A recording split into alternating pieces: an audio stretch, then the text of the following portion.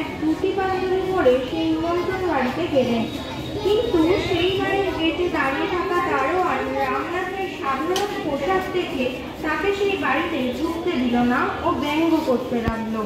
রামনাথ বাড়ি ফিরে এসে শার্ট, প্যান্ট, কোট এবং জুতো মোজা পরে আবার গেলেন নিমন্ত্রণ বাড়িটিতে। এইবার দারোয়ান তাকে দেখা মাত্র সেলাম ঠুকে ভেতরে যেতে বললেন।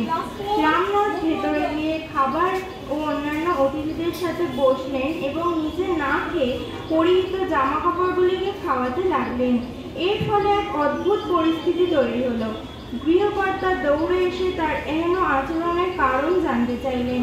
তখন রামনাথ বললেন, আপনার বাড়িতে আমি নিমন্ত্রিত নই, আমার এই দামি জামা কাপড় নিমন্ত্রিত, কারণ সাধারণ পোশাকে আমাকে এখানে ঢুকতে দেওয়া হয়নি, তাই এই জামা কাপড় দিয়ে আমি খাওয়াচ্ছি। এই শুনে গৃহকর্তা অতিরিক্ত লজ্জিত হলেন। এই গল্প থেকে আমরা শিক্ষা পাই যে সকল মানুষকে শ্রদ্ধা করা উচিত, এক্ষেত্রে তার পোশাক বা অর্থ কোনোভাবেই বিচার্য নয়।